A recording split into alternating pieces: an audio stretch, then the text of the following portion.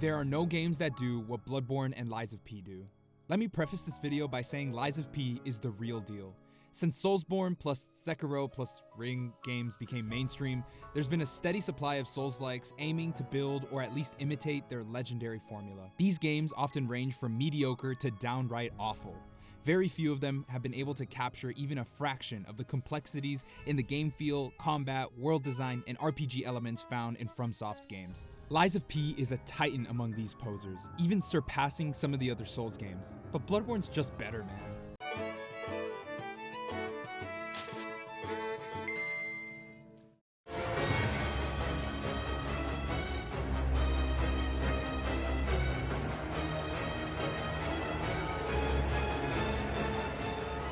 I think it's best to start with the game's presentation. Bloodborne has some of the most grotesquely beautiful and surreal imagery of any entertainment medium ever. From the way the blood splatters, oh my god, there's just so much blood, to how deeply disturbing the enemies and bosses look, this game always delivers something that makes you go, ew, what the fuck is that? In a good way. Yharnam is a city steeped in hopelessness and despair, tortured by its obsession with the old blood. Through its streets, the evidence of anguish is everywhere. The haunting chants of the church, the deranged mutterings of beasts that were once human, and the oppressive architecture all speak to a city caught in a horrible nightmare. And the music, like, wow, this game's music is just incredible. Where other Souls games are usually this high fantasy spectacular, Bloodborne has this wailing, tortured choir scoring every major moment. Mix this in with the sound of ripping flesh and screeching beasts, and you've got a game that's a work of art. To summarize Bloodborne's premise, basically a bunch of nerds discovered this magic blood deep underground, and turns out it's pretty cool. Healing the sick? Easy. Getting drunk? Not a problem. Turning you into a frenzied wolfman that wants to kill everybody? Oh no. Things only get worse as the game progresses. Eventually, the blood moon rises and literal eldritch gods called Old Ones reveal themselves to you. Oh yeah, that magic blood you've been juicing up on the whole game is actually evil space demon blood. Should've read the fine print. You come to the realization you're an ant to these gods, and whatever has been set in motion is so out of control, there's probably nothing you can really do about it. Everybody is fucked. Even the hunters, tasked with curbing the pandemic, inevitably succumb to beasthood. Except you, of course. Video game logic. There are tons of NPC questlines in this game, and all of them either end up with the character dying, or going insane, or both. It's all so hopeless. The best ending in the game is basically your character just piecing out of reality and leaves you with more questions than answers. And yet, the hopelessness of Bloodborne is what makes its story so compelling. You're not supposed to understand any of it. The game thrives on ambiguity. It invites players not to solve its mysteries, but to immerse themselves in it, to feel the weight of the indifferent cosmos and find their own meaning within it. Bloodborne just oozes vibes. It's in its atmosphere, the very blood in its veins. The trick weapons, the shitty convoluted spells, the sound effects, the visceral aggressive combat, the twisted environments, even the items. Great One's wisdom. I don't know what the hell that is, but I need it. This game is so unapologetically itself, and I love it. I think FromSoft really nails that cosmic dread and madness of H.P. Lovecraft's work, and there's never really been another game that scratched that itch for me. At first glance, Lies of P takes a lot from Bloodborne. Gothic horror? Check. Quick step and rally system? Check. Lantern rest stop things with looping shortcuts? Check. Prosthetic arm with various attachments?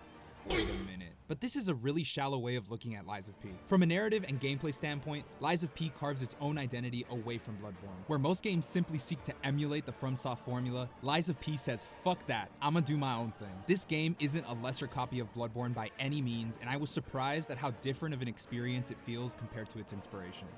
Instead of a journey strewn by vaguely connected plot points, Lies of P has an engaging story that keeps you interested the whole way through. Basically, the plot is driven forward by a group called the Alchemists. After discovering Ergo, human soul essence, deep beneath Krat, the Alchemists set into motion large-scale cataclysms to harvest it. With enough Ergo, you can bring someone back to life, or even become a god. You play as an artificial human with a core powered by Ergo, and wait a minute, isn't this just the plot of Fullmetal Alchemist? Seriously though, the game's story is great. Bloodborne follows the classic FromSoft storytelling that you're used to, where you're just some rando dropped into a cosmic clusterfuck of shit. But in Lies of P, you're the guy, and your actions have very tangible consequences on Krat. As a result of this, the story is immediately more grounded than Bloodborne. There's a lot less confusion surrounding the plot, its characters, and their motivations. I really enjoyed this game's plot, and I was delightfully surprised by some of the twists it took. The linearity of the story does put the entire experience on rails to a certain extent. There's barely any optional side areas to complete in this game, and the map feels very video gamey to me. Every level can be distilled down to kill enemies, find electric shortcut door, fight two-phase boss fight, repeat. Don't get me wrong, the area and enemy diversity really makes this a non-issue most of the time. There's so many unique enemies and environmental gimmicks that I didn't mind how predictable the exploration was. But there's very few moments in Lies of P that have that raw shock value that made me go, like in Bloodborne. Taking a look past its narrative, Lies of P goes really far to both accommodate the player and substantially differentiate its gameplay compared to Bloodborne. I struggle to call this game nice because Lies of P is hard, like really hard. But this experience doesn't have the gameplay hostility that FromSoft is famous for. For one, you can actually do the quest lines in this game. I get that FromSoft wants the community to figure out these quests together, but without an internet guide, you're likely to miss 90% of all the story content in every single one of their games. This is toned down significantly in Lies of P. At every Stargazer, you're reminded of characters you should talk to and where they are. This makes it much more feasible to keep track of quests and complete them on your first playthrough. The encounters are also a lot fairer in this game.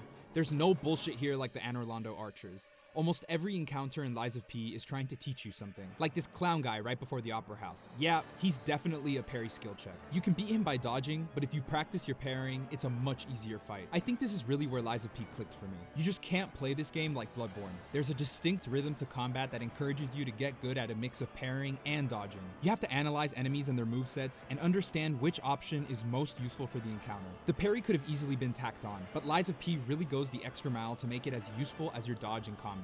The one thing I will say about it is the parry window is fucking terrible. I understand where the devs are coming from, because it would have been absolutely broken if it was easy to pull off, but in its current state, I feel like I was missing parries I should have definitely hit. This format really forces you to meet Lies of P on its own terms. Honestly, I don't like this either. There's no co-op or alternative areas to explore, so if you're stuck on a boss, good fucking luck. There's not a lot of build diversity afforded to the player, and thus not a lot of options you can take in combat. Compare this to Bloodborne, where you have so many options for approaching combat. There's the trick weapons with their insane gameplay variety, tons of guns for parrying or just overall blasting, hunter tools which are basically eldritch warlock spells, and an array of useful runes and blood gems to focus your build even further. This led me to experiment a lot more in Bloodborne from a character loadout standpoint compared to Lies of P. I do think Lies of P's response to trick weapons though needs to be commended here. I played this game a bit later than most did, and that means I had access to the DLC Azure Dragon Crescent Blade from the start. This spear is amazing and led to me not really engaging with the game's weapon assembly mechanic, but let me tell you, once I got more weapons, I got curious, and it's absolutely amazing. I love this system because it makes almost every single weapon relevant to you, even if it doesn't scale with your stats. There's tons of really cool setups that I enjoyed discovering, and with the Fable art system, the combinations are insane. This whole video is sounding a lot like Lies of P does what Bloodborne don't, and the truth is, it probably could be. I struggled deciding which game I love more because honestly, they both do wildly different things from each other. But if I had to choose, gun to my nuts, I'd have to pick Bloodborne. When I think of Lies of P, I think of a spectacularly crafted video game. But when I think of Bloodborne, well...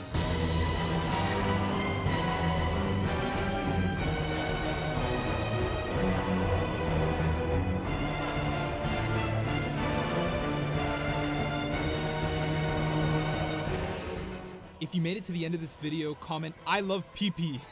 Please like and subscribe if you enjoy this type of content, and I'll see you guys next week. Peace.